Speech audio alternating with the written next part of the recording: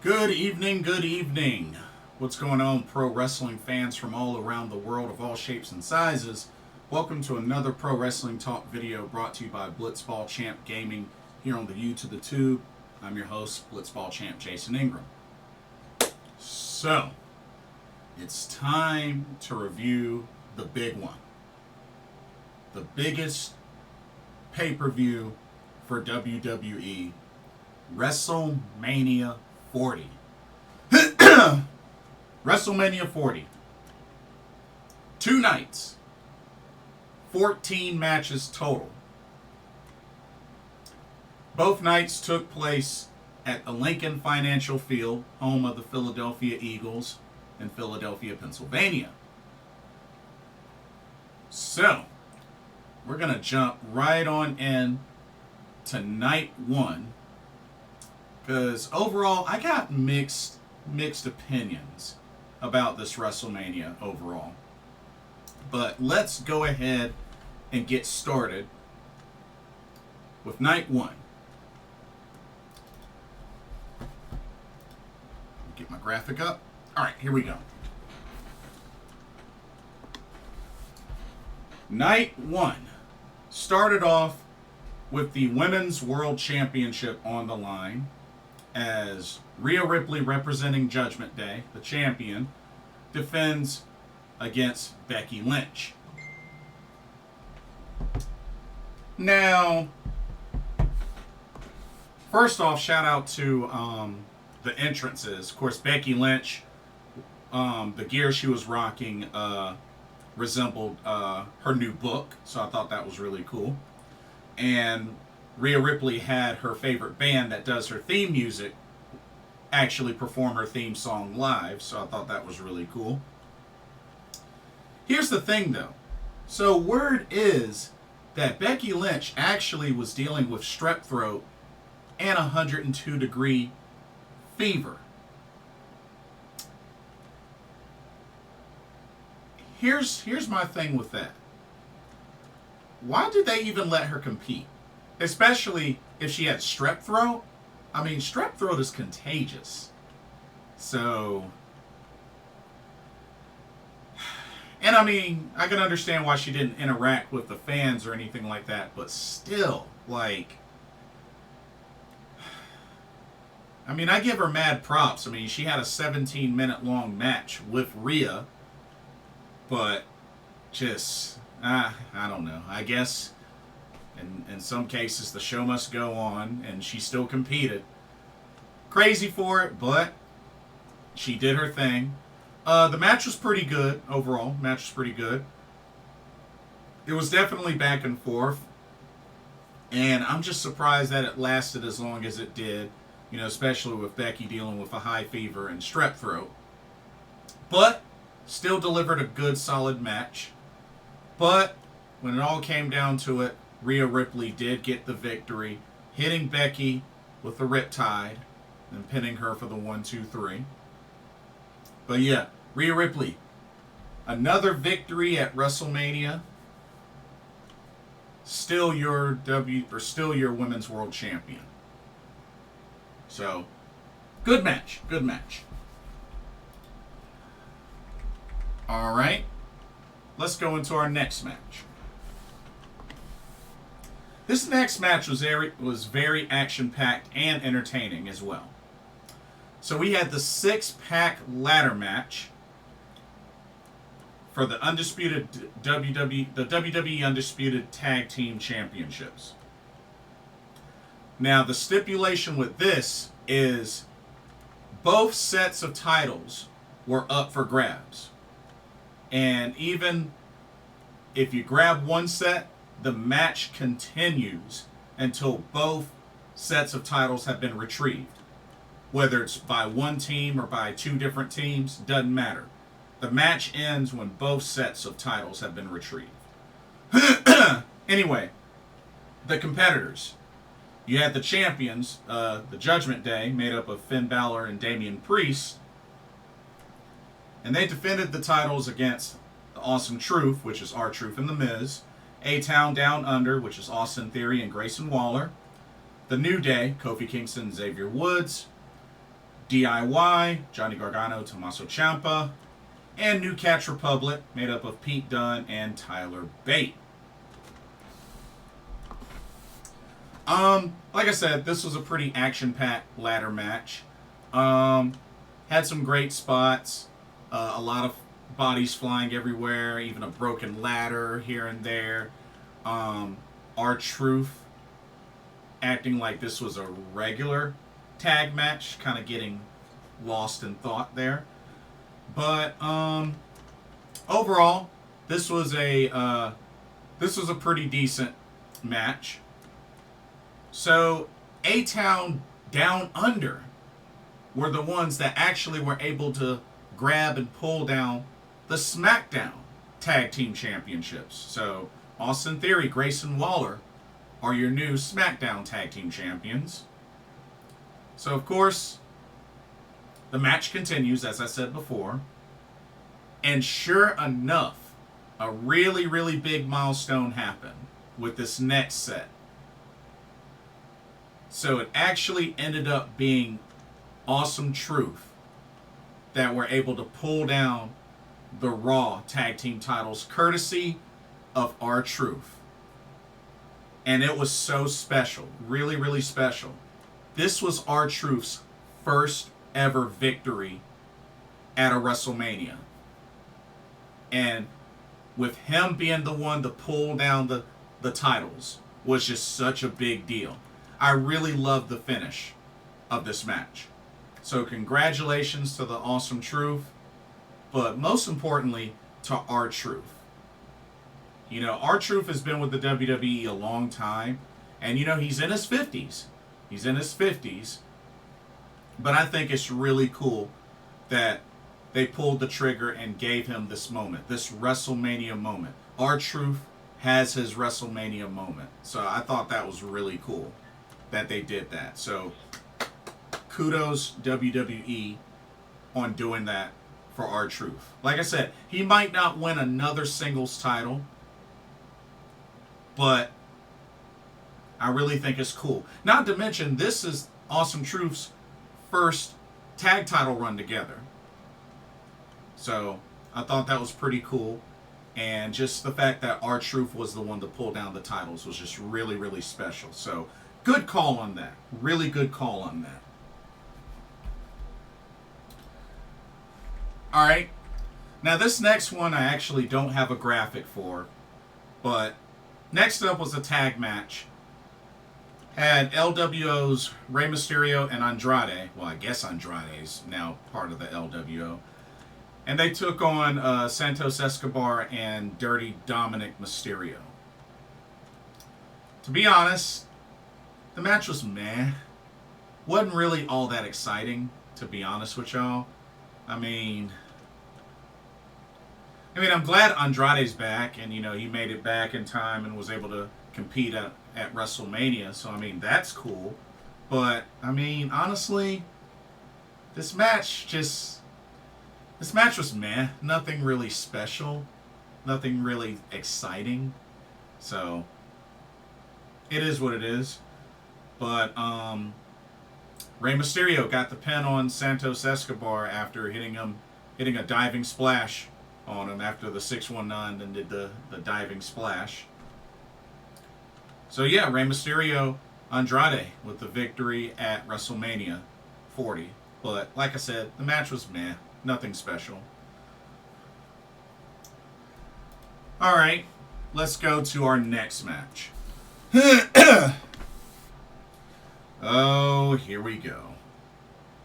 Here we go with this. The Battle of the Brothers, of the Twin Brothers. Main event, Jey Uso versus his brother, Jimmy Uso. Jimmy, technically the older brother.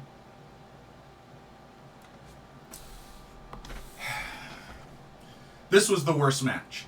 This was definitely the worst match. Honestly, not only of night one, but probably out of the whole WrestleMania between both days. This was definitely the worst match. Like, all they literally did was trade super kicks. traded some strikes and some super kicks. That's pretty much all these two did. And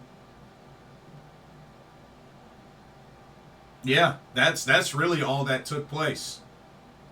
I mean, Jey eventually hit a spear and then hit a Uso splash on Jimmy, pinned him for the victory. But honestly, this match was terrible. And I just really want them to get to a place. They gotta make these two unique. It can't just be that one dresses in red, no yeet, and the other dresses in white and blue, yeet. Like, they need to really differentiate these two. Like, whether it's by moveset, overall gimmick, something. Because both of these guys do the same stuff. They do the same stuff. So I hope going forward they really kind of enhance and kind of upgrade like their moveset, kind of do some different things to kind of distinguish between the two. Going forward, we should be seeing some things that stand out about Jey Uso that are completely different from what stand out about Jimmy Uso. Not just gimmick, but in-ring work as well. That's all I'm saying. Because they can both do a spear. They can both do a super kick. They can both do a Uso splash. Like, come on now. Like, let's get some variety. That's all I'm saying. But yeah, that match was trash. Alright. Moving on. Next match. Here we go with this. Trios match. The ladies in action. We had the team of Jade, Cargill, Naomi, and Bianca Belair taking on Damage Control, made up of Dakota Kai and the WWE Women's Tag Team Champions, the Kabuki Warriors of Kairi, Sane, and Asuka. Now, before I get into the match itself, one thing I definitely gotta address. Mark Henry.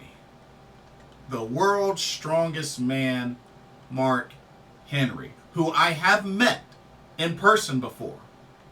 A couple of years ago via WrestleCade. Dude. Come on, Mark Henry. You're better than that, bro. You're better than that. This man fired some shots at Kairi Sane with his comments, believing that she doesn't respect the business, all because during Jade, Naomi, and Bianca's ring entrance, and they got in the ring, all because Kairi took an extra 2 seconds long to leave the ring. Really, dude? Really, Mark Henry? Come on, bro. You're better than that. It's not even that serious. It's not that deep. There have been tons of times, especially with this being a face-heel situation, there have been tons of times where the other competitor or other team will taunt the other as they're getting in the ring. They'll taunt them for a bit before exiting the ring. It happens a lot. This is nothing new. And you're getting on Kairi's case to the point where you're saying she doesn't respect the business because she took 2 seconds longer to exit the ring? Come on, dude. Why don't you really say what this is really all about in your mind? Mark Henry, dude, just be honest. I can already imagine the real reason why you're upset at that. I already know. I mean, it's kind of a dead giveaway. But, dude, you're so much better than that. That's kind of a disappointment, dude. Come on now. Really? Kairi doesn't respect the... Dude, come on now. Come on now. Come on now. The only reason why you even pitched a fit was because it was the sisters that you felt were being disrespected by Kairi Sane supposedly taking 2-3 extra seconds before leaving the ring during their ring entrance. Big freaking whoop.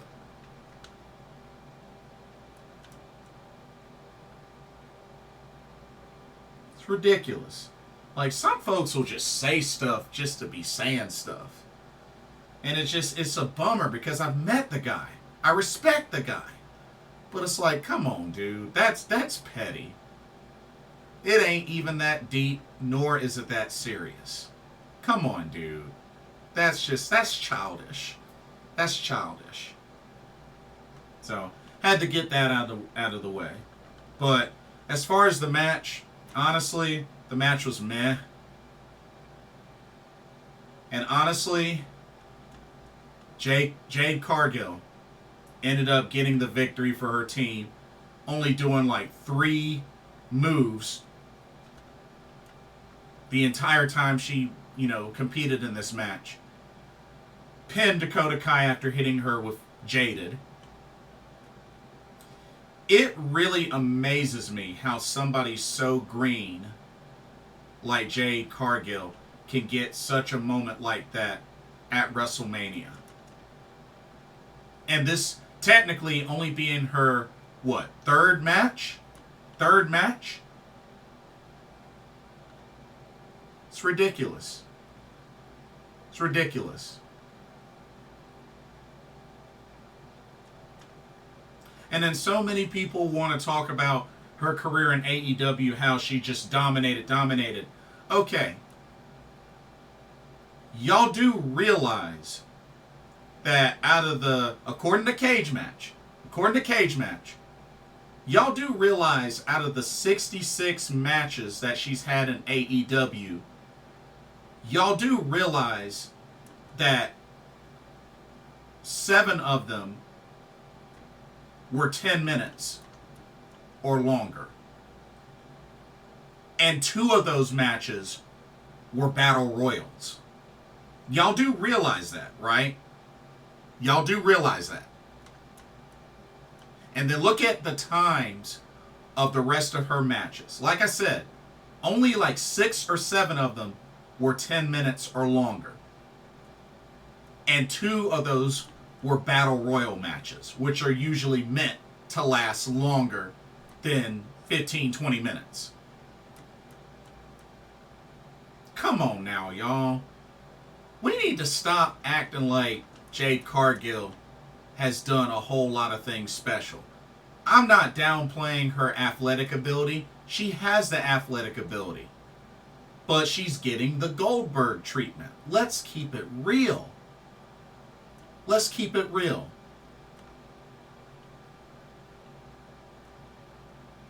Come on now. Like, I want to see her wrestle. I want to see her with a repertoire of moves, not just the same 3 or 4 moves. I want to see her work. She has the look. She has the athletic ability. Like, go to work. That's all I'm saying. Like, get you some legit matches under your belt. Not these 3, 4, 5 minute squash matches. That does nothing for you.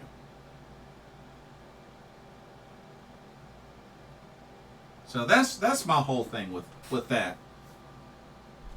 And once again, Asuka 0-6 at WrestleMania. But at this point, I've given up on the dream, y'all. I've given up on the dream. I don't even think Asuka, it even bothers her anymore. But I've given up on the dream of Asuka finally winning at a WrestleMania. I honestly don't think it's going to happen. I don't think it's going to happen. So, might as well go ahead and let it go. if anything, at least they're still the women's tag team champs. So, that's all I can really say. Anyway, moving on to our next match.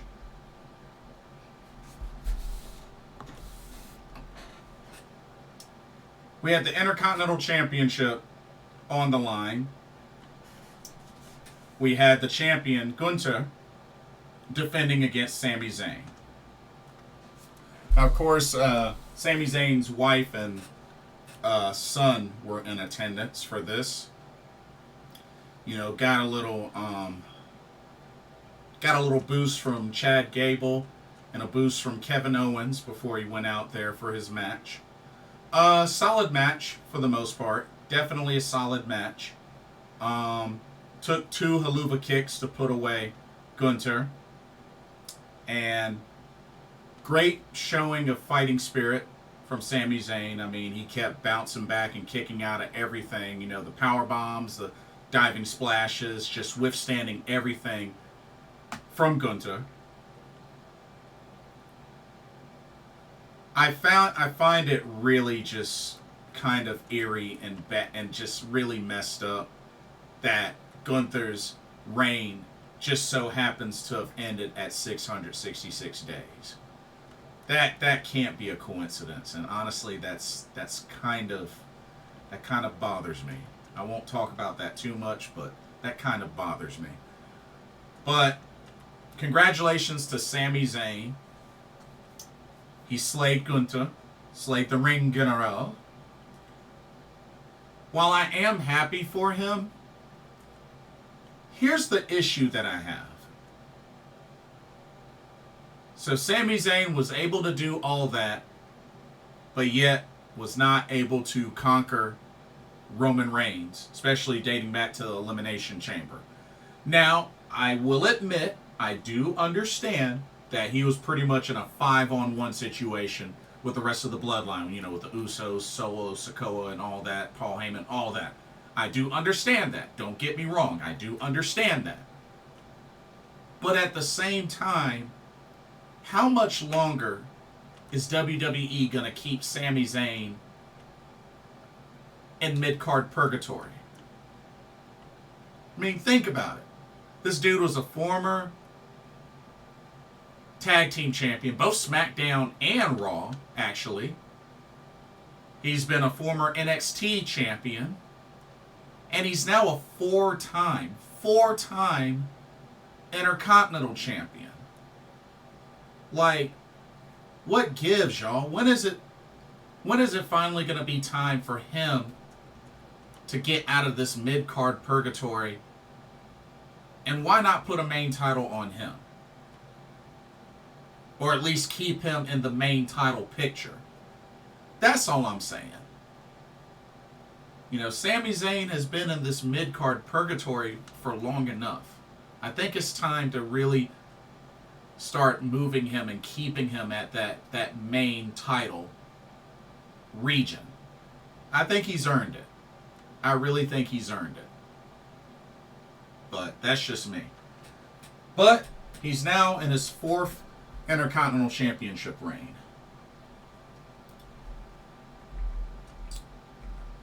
All right. And then the main event of night 1. Main event of night 1 came down to this special tag team match. Alrighty. We had the team of the American Nightmare, Cody Rhodes and Seth freaking Rollins, going up against the bloodline of The Rock and Roman Reigns. Now, the stipulation for this match is that if Seth and Cody won, then the bloodline would be banned from ringside for night 2 of Cody versus Roman for the championship. But if The Rock and Roman won, then the night 2 match would be bloodline rules, which means anything goes.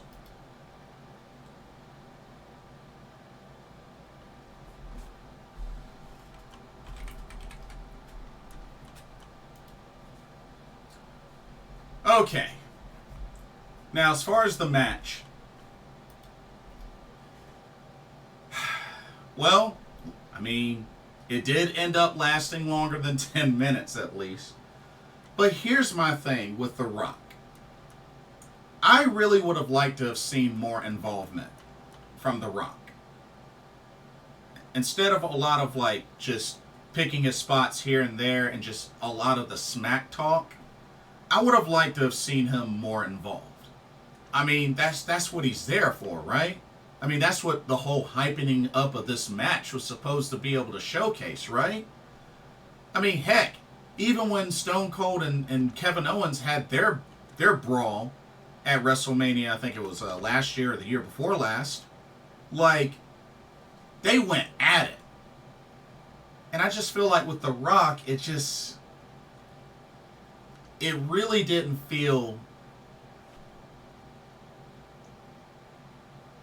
It didn't feel like he really did much until at the last moment, the closing moment. That's all I'm saying. I'm not saying he didn't do anything, period, but I felt like he picked his spots throughout the match, and that was pretty much it. But, I mean, the match, I don't know. I really feel like the match could have been so much better. But, I mean, The Rock did end up getting his moment at the end. Ended up finally hitting Cody with a rock bottom and then hitting him with a people's elbow, which, I mean, he did just fine. Pinned him for the 1, 2, 3. And The Rock and Roman Reigns win. That means the Night 2 match is Bloodline rules. But I wish I could have seen a little bit more involvement from The Rock. That's all. That's all. After all, this was a tag team match. So, and it's already bad enough Roman Reigns, doesn't wrestle as much, except for the pay-per-views and all that. So, that's all I'm saying. That's all I'm saying. I felt like Seth and Cody had to really carry the match, but that's just me. Okay. Anyway, before we move on to Night 2, here's a quick word on the sponsor of this video, Game Beauty. Check them out. As you continue to enjoy content here at Blitzball Champ Gaming, be sure you take a moment to check out Game Beauty. Beauty inspired by gaming. Game Beauty brings to you video game related makeup and cosmetic products.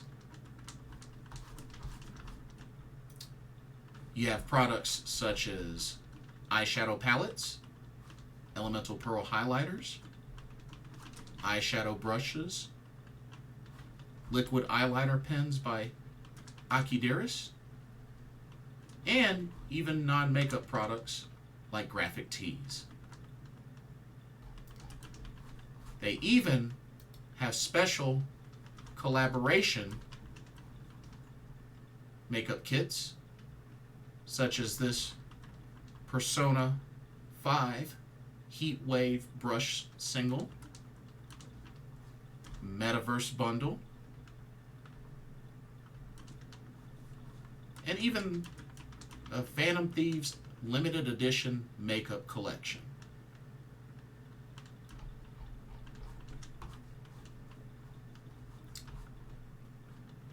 Also remember that Game Beauty provides international shipping of $60 or more.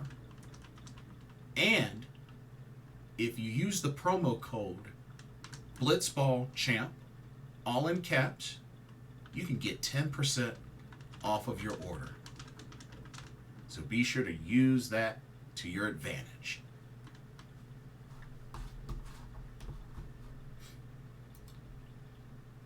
Now, back to your regularly scheduled video. Enjoy, and thank you. All right. let's switch gears to night 2 of WrestleMania 40. Let's get started.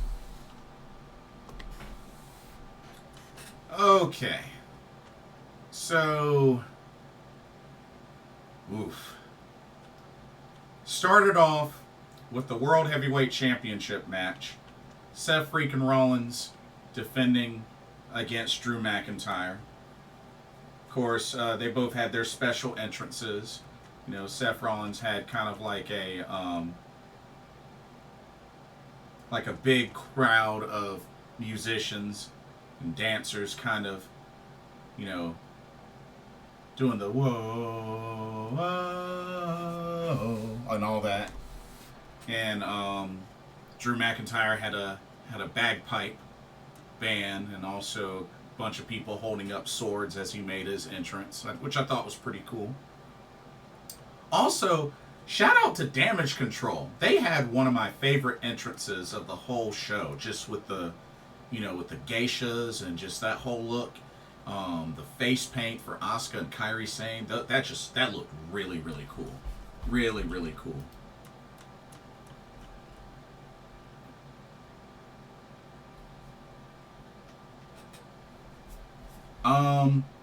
Let's see.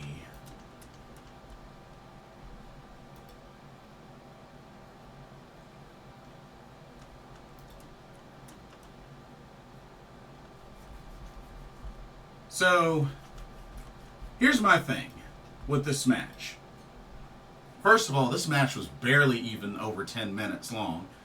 It was a pretty funny segment seeing Drew McIntyre take a fan's phone and tweet out "bored at work." I thought that was pretty funny. But here's my big issue with this. The match was too short, in my opinion. Secondly, so Drew McIntyre won, took a second Claymore. He Claymored Seth to start the match, but, you know, he kicked out. So it took a second Claymore to put away. It was like a second or third Claymore to put away Seth Rollins. So he got his victory in front of a crowd. I guess that's what everybody wanted to see happen. So, CM Punk was on special guest commentary. Of course, Drew McIntyre went over and started taunting him. And then CM Punk attacks Drew McIntyre, messes him up, and then Damian Priest comes down and successfully cashes in his Money in the Bank briefcase, hits Drew with a South of Heaven chokeslam, pins him for the 1-2-3. Damian Priest is your new World Heavyweight Champion. Honestly,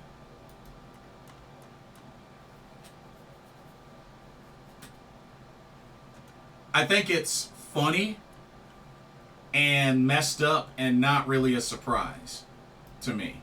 Here's why. Let me explain something to y'all. Okay? Let me explain something. Here's what I don't understand about all this built hype around Drew McIntyre getting this title victory in front of a crowd. Like, I don't get where fans are coming from with this, because it's like they're implying that when he won the title at WrestleMania a couple of years ago during the pandemic against Brock Lesnar, it still counts. It's still a big deal. Not only did he win at WrestleMania, he beat Brock Lesnar. He beat Brock Lesnar to do it, y'all. Let's remember that. This counts just as much as him winning at WrestleMania 40. All that hype, all that long-term storytelling built up to this moment where he finally wins again in front of a crowd, only to get it taken away just like that from a what? A who? A cheap Money in the Bank cash-in, which happens 90% of the time with the Money in the Bank since the whole idea debuted in the WWE.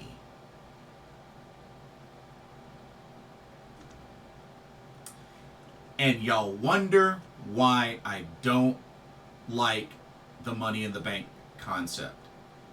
And that whole sequence just added another reason.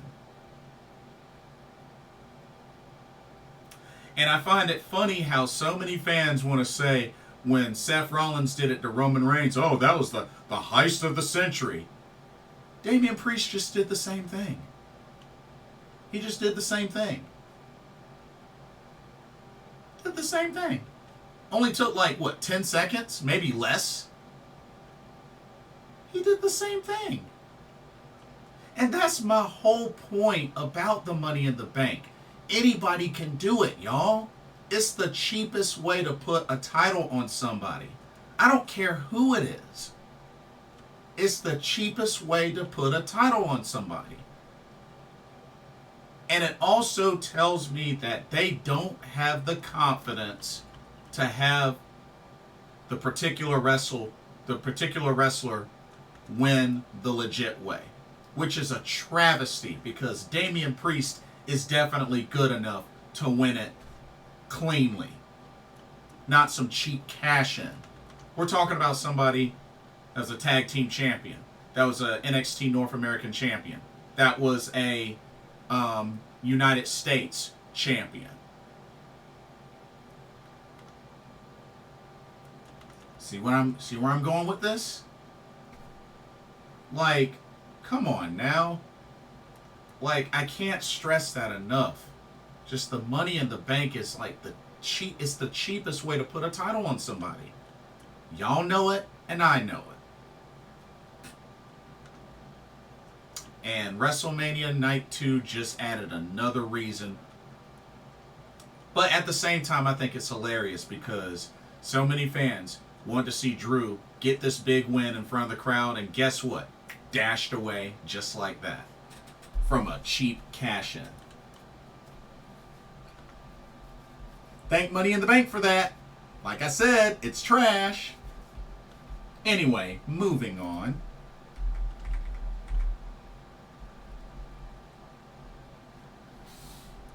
Next match. Philadelphia Street Fight. We had the Pride, made up of Bobby Lashley and the Street Profits of Montez Ford, Angelo Dawkins, taking on the Final Testament, made up of Karrion Kross and the Authors of Pain of Akam and Rezar. To be honest with you, this match was okay. I'm not going to say this match was great or excellent. I mean, it just got to the point where I was just like, I'm just ready for it to be over. I'm just ready for it to be over. But the Pride ended up getting the victory, which I felt like was a much needed victory for them because I felt like the Final Testament kind of had the momentum for the longest time over this group. But Lashley got the pin on Karrion Kross after Montez Ford hit a from the heavens diving splash through a table. But yeah, the Pride gets a big victory at WrestleMania. But honestly, the match was meh. So that's all I can really say. All right, next up,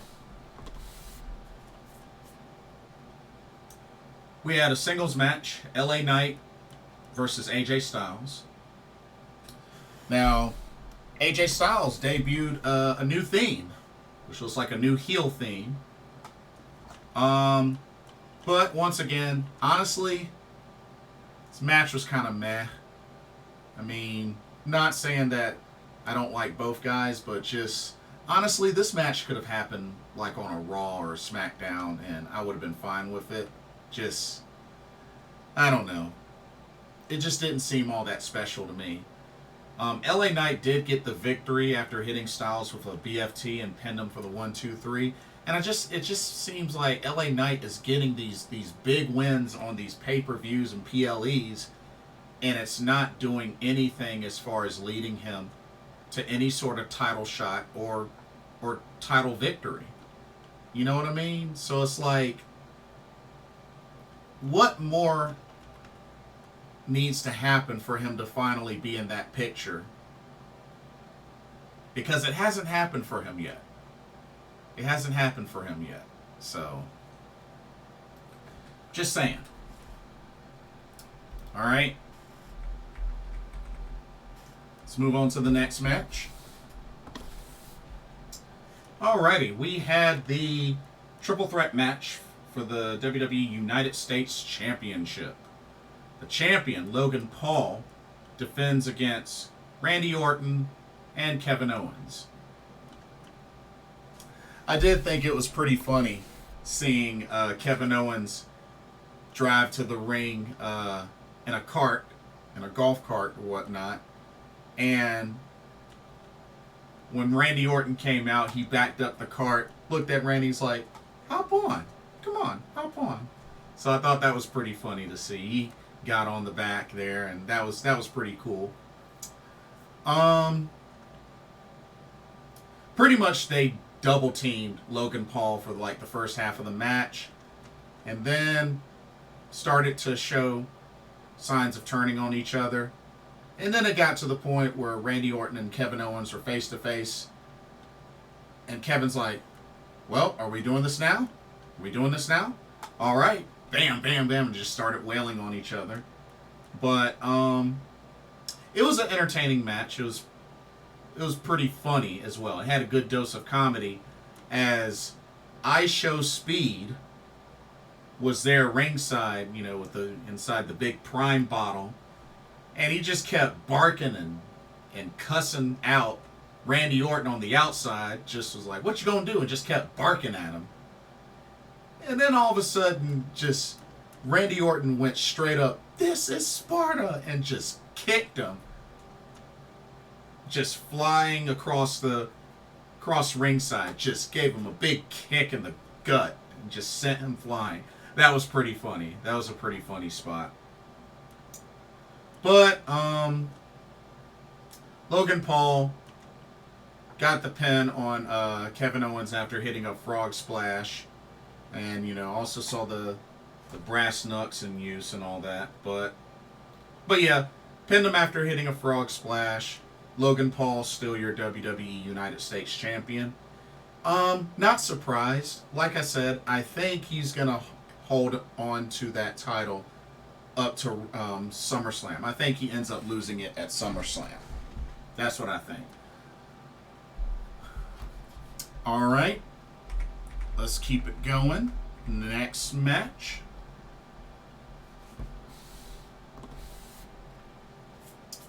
We have the WWE Women's Championship. As the champion, Io Sky defended against Bayley. Incredible match between both these ladies. Definitely back and forth. Shout out to Io Sky having this big opportunity on the grandest stage of them all, WrestleMania. Not to mention, some of the Stardom talent was in attendance for this.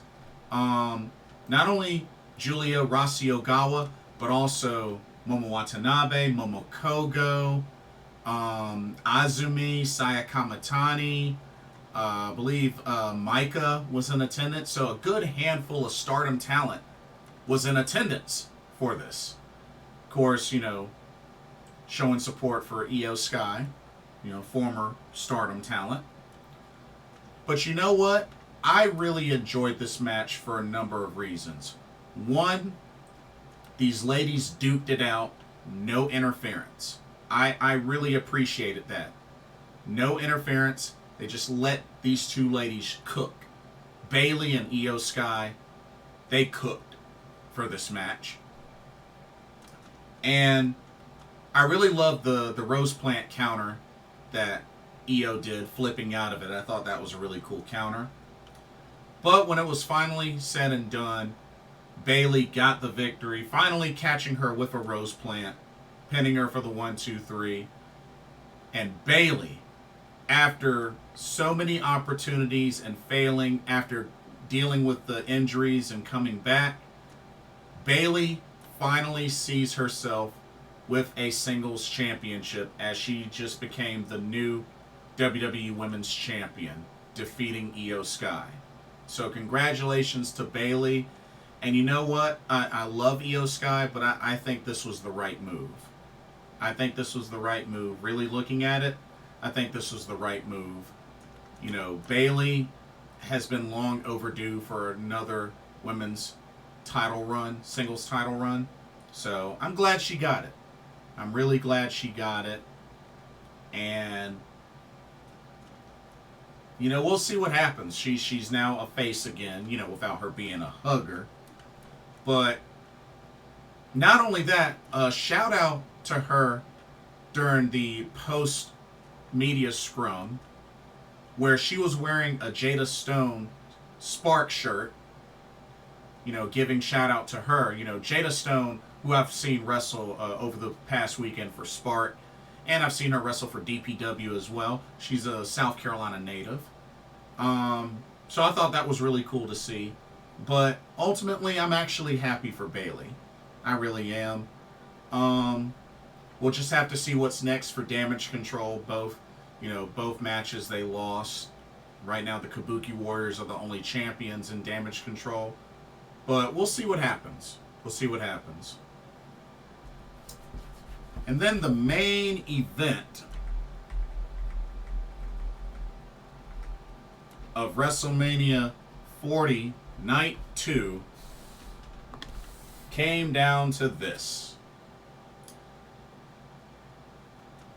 The Undisputed WWE Universal Championship Bloodline Rules match, which means anything goes. No DQs.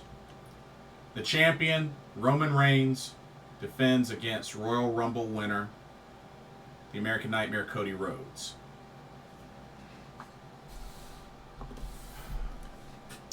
I'll say this. This match was super duper overbooked like crazy. But I can understand why. So, you know, Cody was already coming into this match with little momentum after losing in night 1 in the tag match. But when it was all said and done, Jimmy Uso interfered. The counter to that was Jey Uso. Solo Sikoa interfered. The counter to that was John Cena. The Rock interfered. The counter to that was The Undertaker. And, you know, Seth Rollins did try to, you know, even the odds. Came out to the Shield music and to his old Shield gear. Backfired. Didn't really work in his favor. But the counter to The Rock was The Undertaker. Came in, chokeslammed him. And Roman Reigns had an opportunity to take out Cody Rhodes, and Seth Rollins was there.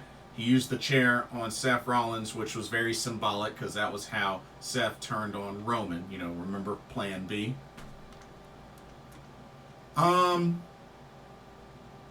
But even in doing that, it gave Cody Rhodes the opening necessary, which he took advantage, took out Roman Reigns, and hit him with not one, not two, but 3 crossroads. And then he pinned him for the 1-2-3. Roman Reigns kind of had a smile on his face. But Cody pinned him for the 1-2-3. And now the Cody Crybabies can rejoice. The American Nightmare, Cody Rhodes, finally ended the over 1,300-day reign of Roman Reigns and became the new Undisputed WWE Champion. Or Undisputed Universal Champion. So a lot of people came in to celebrate. Of course, Brandy Rhodes, his wife, you know, other wrestlers that know him very well. Called out Bruce Pritchard and Triple H. You know, they showed their love and support. But yeah, Cody finally finished the story. He finally finished the story. It took a few years, but he finally finished the story. Now the only thing is what happens with Roman Reigns. It remains to be seen. Word is he might be done. Supposedly his leukemia might have, like, you know, really started to catch back up to him. But Roman Reigns might be done. He might call it a career. But we'll see. We'll see what happens. But overall, this WrestleMania was alright. I mean, there were some bright spots. Definitely some bright spots. But there was, you know, a couple of low spots as well. So, let's just say I'm glad I didn't, like, pay money to see this in person. You know what I mean? Just, that's my whole thing. But it was alright. It was alright.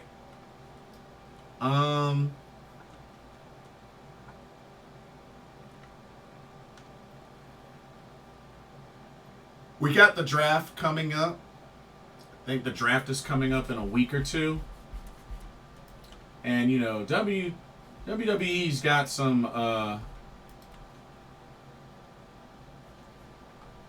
things coming up. They just announced that they're doing the King of the Ring and the Queen's Crown in Saudi Arabia. They're going to be doing that.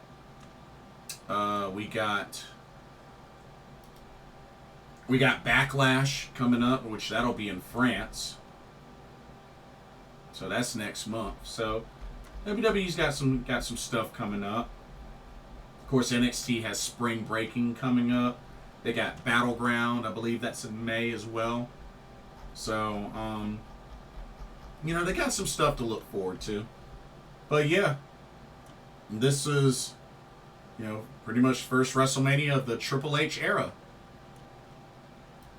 So, now that we've got to this point, we'll have to see what happens now with Triple H. This is the Triple H era, the Paul Levesque era. So, we'll see what happens. But that'll do it for my review of WrestleMania 40. Don't forget to check out Game Beauty. And let me know what y'all thought of WrestleMania 40. Which night did you like better? Did you like the matches? What you think of the title changes? Let me know your thoughts. Don't forget to like, comment, subscribe, hit that notification bell while you're at it. Thank you so much for watching. Hope you enjoyed the video. For another Pro Wrestling Talk brought to you by Blitzball Champ Gaming here on the U to the Tube, I am your host, Blitzball Champ Jason Ingram. Hope everybody has a blessed day tomorrow, and I will see y'all in the next video and or live stream. Laters.